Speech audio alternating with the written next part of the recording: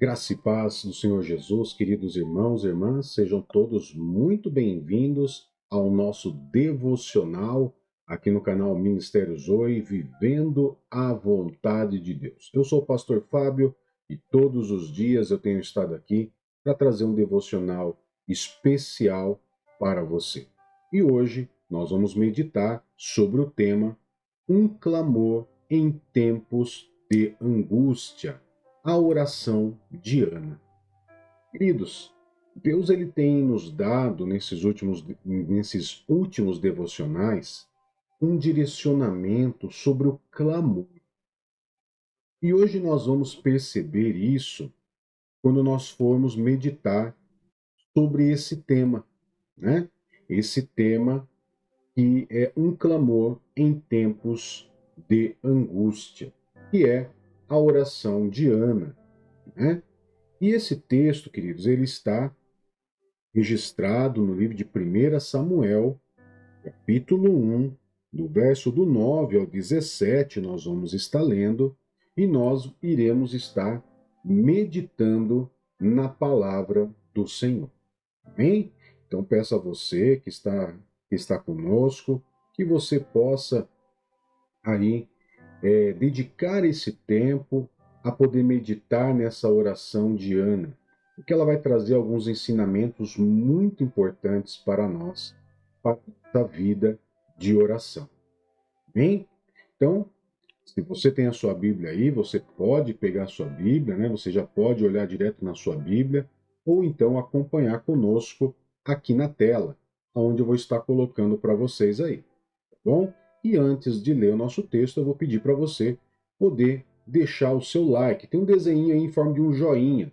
Queridos, esse é o like.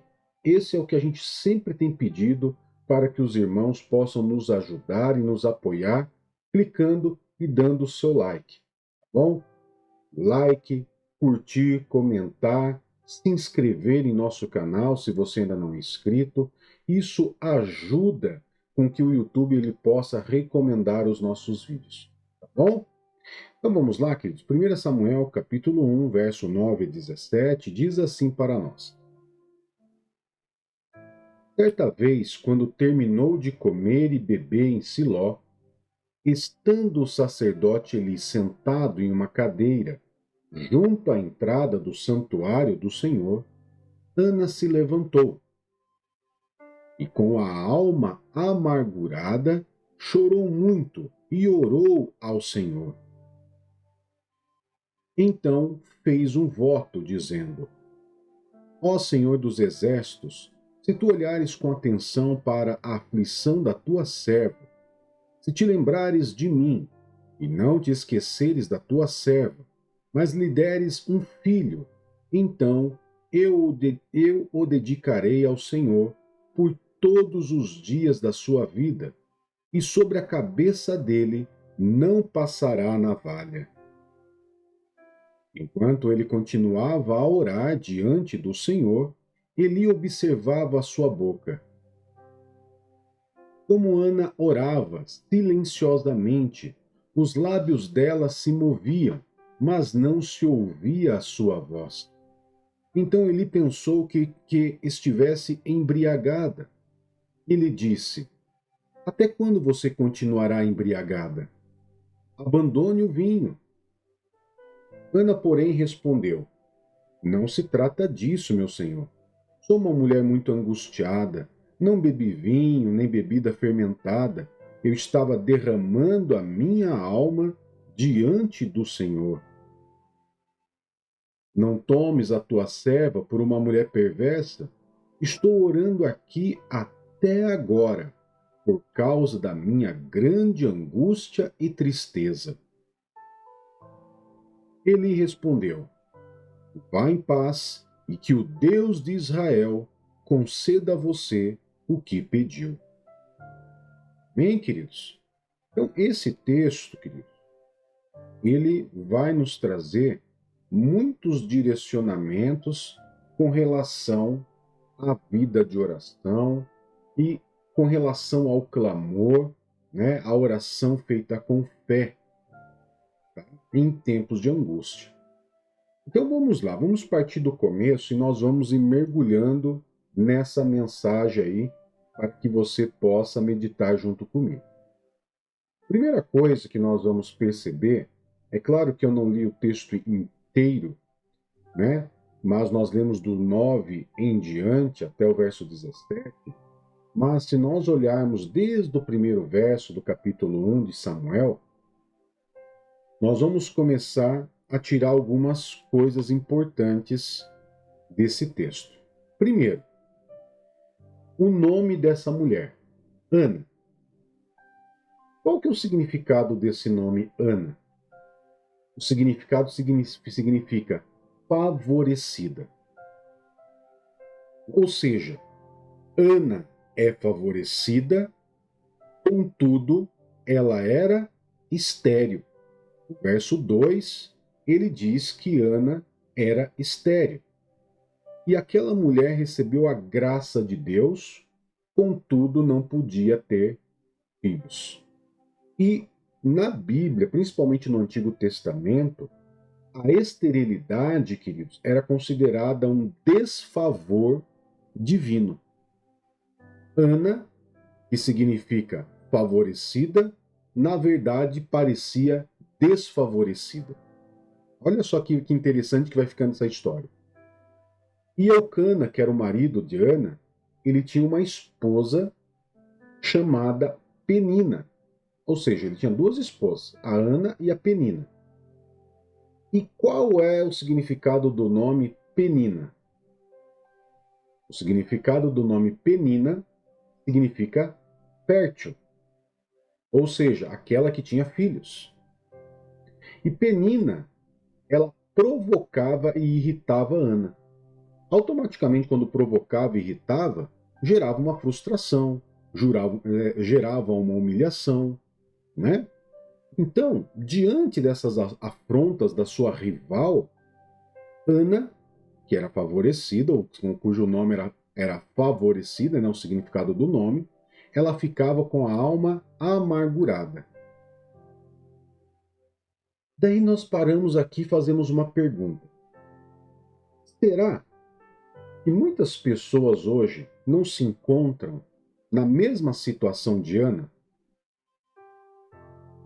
Ou seja, embora sejamos favorecidos por Deus, onde o Senhor derrama da sua graça imerecida sobre nós, mas parece que em algumas situações parece que nós não somos favorecidos de fato. Já parou para pensar nisso? Afinal, temos de enfrentar diversas situações na nossa vida. Nós vivemos num mundo caído, sujeito a todo tipo de mal, e como diz Romano 8:22, a natureza, ela geme. Mas aqueles que são favorecidos, aqueles sobre os quais Deus derrama a sua graça, estão sujeitos a passar por situações de extremas dificuldades. É o que eu sempre digo. Queridos, ser cristão não significa estar isento de dificuldades. As pessoas que não são cristãs passam por dificuldades, cristãos também passam por a mesma situação. Ok? Então, Ana, queridos, ela se encontrava de uma maneira angustiada. Essa era a verdade. E no sacrifício anual que eles faziam em Siló, ela chegava a ficar tão angustiada que ela não tinha vontade de comer. Você já ficou angustiado, nervoso, abatido? E com certeza você não teve nem vontade de comer, né? Aonde muitas vezes o seu semblante ele fica caído, fica apagado, igual de Ana. E há cristãos, crentes, queridos, embora favorecidos e agraciados por Deus, estão abatidos, cabisbaixo, triste. E como é triste ver um cristão, né? Um cristão favorecido e agraciado por Deus, com o semblante caído. E muitos de nós cristãos estamos como Ana. Estamos como Ana. não querem nem comer. Ou alguns não querem nem comer porque estão muito angustiados, ou outros querem simplesmente comer, comer, comer, porque gerou também, além da angústia, gerou uma ansiedade. Então, todos os anos, nessa história de Ana, Eucana e sua família ia para o santuário, e em todos os anos, a Ana ficava angustiada. E isso acontecia ano após ano. Tá? E aqui eu quero que você comece a meditar. Eu estou pegando pontos e trazendo meditação para você entender. E talvez você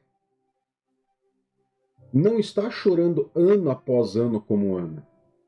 Talvez você chore dia após dia.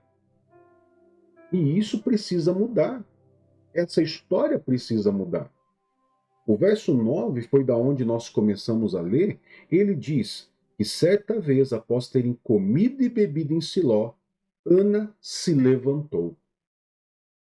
Então, queridos, nós precisamos ter essa atitude, essa força e essa energia, que se nós nos encontramos chorando dia após dia, nós precisamos em algum momento nos levantar.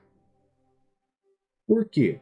Ana, queridos, ano após ano, ela sofreu as mesmas coisas. O mesmo choro, a mesma perturbação, mas houve um ano em que tudo começou a mudar. Tudo começou a mudar na vida dela. E a sorte de Ana também iria mudar. E tudo começou a mudar quando Ana tomou uma postura. Ela se levantou para orar. E isso é muito importante para nós. Tem muitos cristãos que não oram. Então, cristãos, homem, mulher, levantem-se para orar. Se você está vivendo alguma situação de angústia, é preciso se colocar de pé para clamar. Levante-se para orar por si mesmo. Levante-se para orar por si mesmo. Pare só de chorar. Levante-se para orar. Levante-se para orar pelo seu casamento, pelos seus filhos, pelos seus familiares, pela sua igreja, pela situação que for que você esteja enfrentando. Agora vem aquela pergunta: como que foi a oração de Ana? O que nós podemos aprender dessa oração da Ana? Em primeiro lugar, queridos, nós vamos aprender que a oração de Ana trata de uma oração amargurada. Qual é o estado da alma de Ana quando ela orou? A Bíblia diz que Ana, ela estava com a alma amargurada no verso 10. Ana, ela não orava gritando para o mundo ouvir. Ela orava muitas vezes, ela orou nesse caso silenciosamente, aonde somente os lábios dela se mexiam. Onde até mesmo o sacerdote Eli, ele, ao observar, julgou ela de uma maneira errada. Mas aquela mulher atribulada, amargurada, ela só falava em seu coração, ou seja, ela só derramava sua alma na presença de Deus. Como ela mesma disse, sou uma mulher angustiada de espírito. Estou derramando a minha alma diante de Deus. Então, queridos, realmente Ana ela não estava tranquila. Ela tinha uma clara percepção do estado da sua alma. A sua aflição não a impediu de orar. E a situação que você ou eu estivermos passando não deve nos impedir de orar. Pelo contrário, nós devemos ter uma percepção como Ana teve, da sua aflição, da sua amargura, mas nos levantar, orar e derramar a nossa alma diante de Deus. A percepção que temos das nossas necessidades nos leva a ter uma percepção profunda do cuidado de Deus para conosco. E se temos uma percepção profunda da nossa necessidade, então estamos prontos para termos uma percepção profunda acerca da ação poderosa e graciosa de Deus em nossas vidas. Jamais podemos dizer algo do tipo: só vou orar quando estiver mais tranquilo, quando eu estiver menos agitado, quando eu estiver menos atribulado. Não. Quando eu estiver agitado, perturbado, atribulado, triste, amargurado, é aonde eu preciso me levantar, ter a atitude de me levantar e derramar a minha alma diante de Deus. Amém? A oração, queridos, ela não é um ritual para ser cumprido. A oração é um derramar da sua alma na presença de Deus. Precisamos meditar ainda num outro ponto de vista nesse devocional. Ana é um retrato da igreja de hoje. Também. Porque, embora sejamos favorecidos, mas muitas vezes os cristãos de hoje em dia se encontram estéreis. Faltam, muitas vezes, a plenitude do Espírito Santo. A graça de Deus, embora esteja sobre nós, muitos cristãos ainda não conseguem produzir os frutos do Espírito. A paz, o amor, a bondade, muitas vezes, está longe dos cristãos. Parece que estamos longe de poder usufruir uma vida abundante prometida por Cristo em João 10. É um texto tão conhecido da Bíblia. No deserto das provações e diante das tentações, amados, muitos crentes estão cedendo às tentações, dando voz ao inimigo. Os favorecidos vivem como desfavorecidos, ou seja, nós que somos favorecidos, nós cristãos que vivemos debaixo da graça, parece que vivemos de uma maneira desfavorecida e como se não houvesse graça. Olha que interessante tudo isso. Aonde muitas vezes os cristãos eles agem como se eles estivessem estéreis. Não conseguem produzir, não conseguem usufruir, não conseguem progredir. Você se encontra dessa forma? Você está assim? Então, repare, por exemplo, no mesmo livro de 1 Samuel, mas agora no capítulo 2, Ana, ela simplesmente, queridos, ela faz um cântico para Deus. E olha só o que ela diz no verso 6. 2, verso 6. Olha só o que Ana escreve nesse contexto aqui, de 1 Samuel, agora no capítulo 2, verso 6. O Senhor tira a vida e a preserva. Ele faz descer a sepultura e dela faz subir. Você viu só? Então, essa é a visão que Ana, a percepção que Ana começou a ter quando ela orou. Ou seja, Deus, quando você decide se levantar para orar, você tem a percepção profunda das suas necessidades, você consegue perceber, ter a percepção profunda da poderosa e graciosa, do gracioso cuidado de Deus para com a nossa vida. Você começa a perceber isso. E quando você começa a perceber isso, você também começa a perceber que Deus põe fim à esterilidade em qualquer área da sua vida. Ou seja, nós somos, sim, favorecidos por Deus. Contudo, se estamos em situações de esterilidade física, espiritual, emocional, financeira, profissional ou em qualquer área, o que nós devemos fazer? Nós precisamos mais do que nunca buscar o Deus da vida. A fraqueza da igreja deveria nos levar a uma oração a Deus, a uma oração angustiada a Deus, e não nos afastar dele numa derrota resignada. A situação em que estamos vivendo nos impõe medo, porque todos nós estamos de mãos atadas, não podemos fazer nada. Nós sabemos que as situações em nossa volta muitas vezes é muito pesada, é muito forte. E nós vamos, diante de todas essas situações, nós vamos nos apequenando cada vez mais. Mas nós precisamos reconhecer que há um Deus ao qual nós servimos, que é o Deus Criador do céu e da terra, que é maior do que tudo isso. A outra lição que poderemos aprender com a oração de Ana é essa oração comprometida. A oração de Ana, queridos, ela veio de um voto, lá no verso 11. Se o Senhor atendesse o seu pedido e lhe concedesse um filho, homem, ela dedicaria ao Senhor por todos os dias da sua vida. E sobre a cabeça dele não passaria navalha. Esse foi o voto que ela fez. Aquele menino, ele seria o quê? Um nazireu. Esse é o nome dado a uma pessoa, naquele tempo, que era consagrada ao Senhor, aonde não se passava navalha sobre os cabelos. Né? E foi exatamente isso que aconteceu. Quando o menino nasceu, após o desmame, ele foi levado ao santuário de Siló, aonde ele foi entregue e consagrado ao Senhor.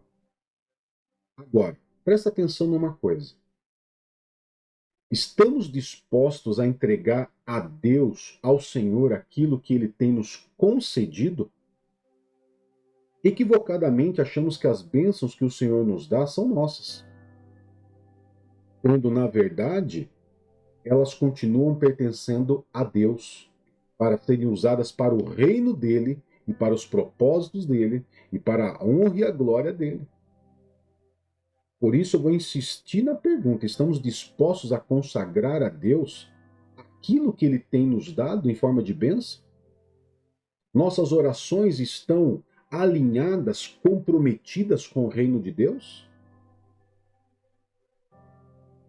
Uma última lição que nós aprendemos com a oração de Ana é a oração postulante. Quando Eli soube que Ana que a Ana não estava embriagada, que ele fez um julgamento errôneo, que ela estava orando, se derramando na presença de Deus, o próprio Eli, ele expressou um desejo. Lá no verso 17, que foi o último verso que nós lemos, ele diz: vá em paz e que o Deus de Israel lhe conceda o que você pediu.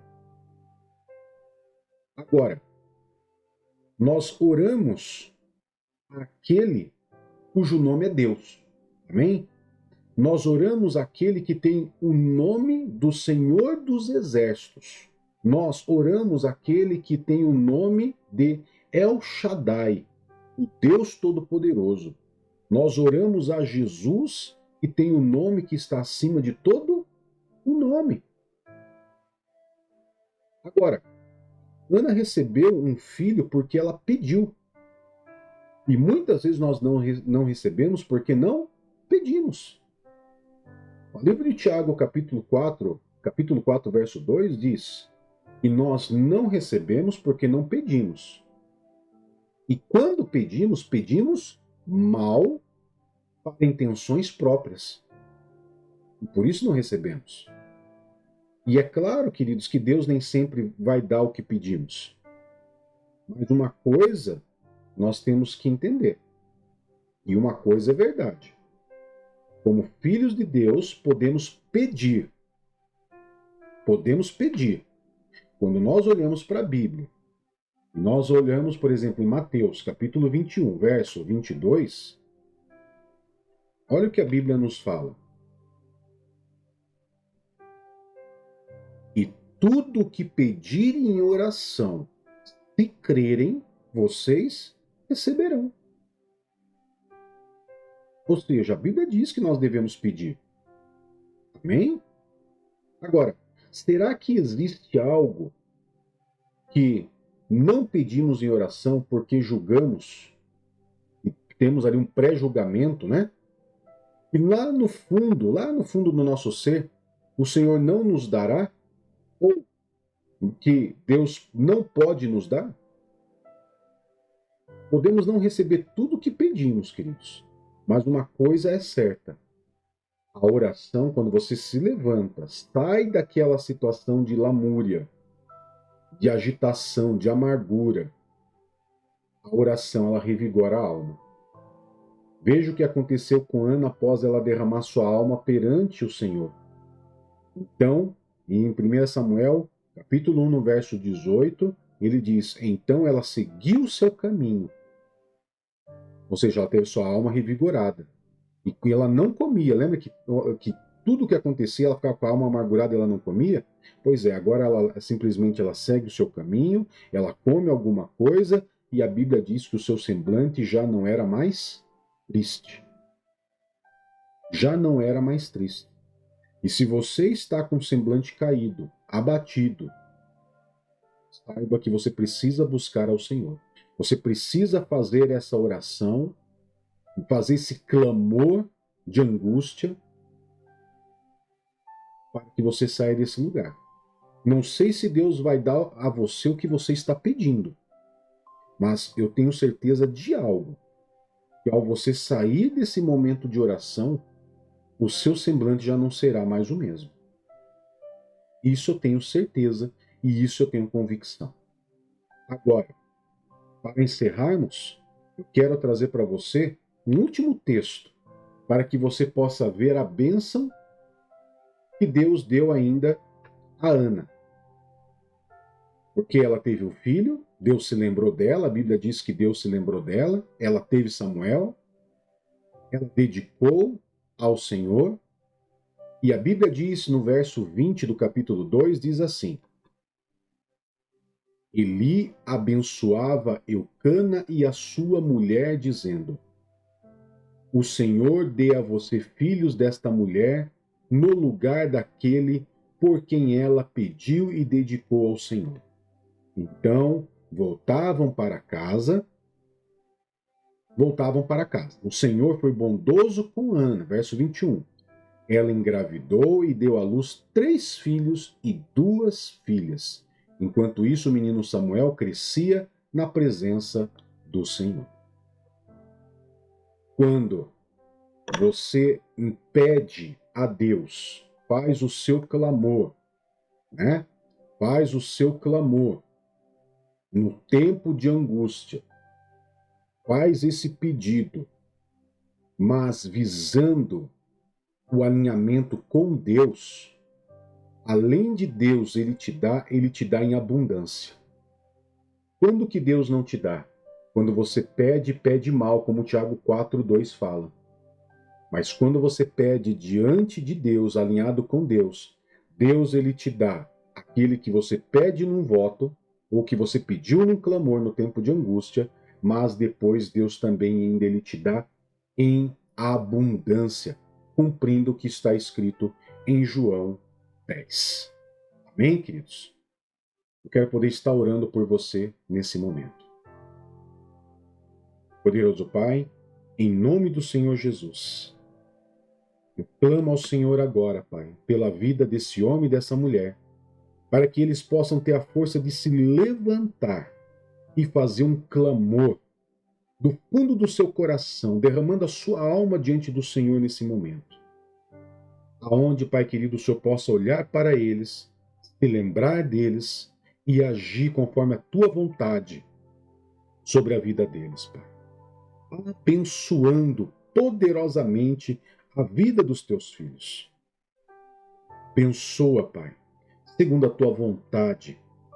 Abençoa, segundo, Pai, o direcionamento, a pureza e a fé dos teus filhos, Pai. E tudo seja para a honra e a glória do teu santo e poderoso nome, em nome de Jesus. Amém e graças a Deus.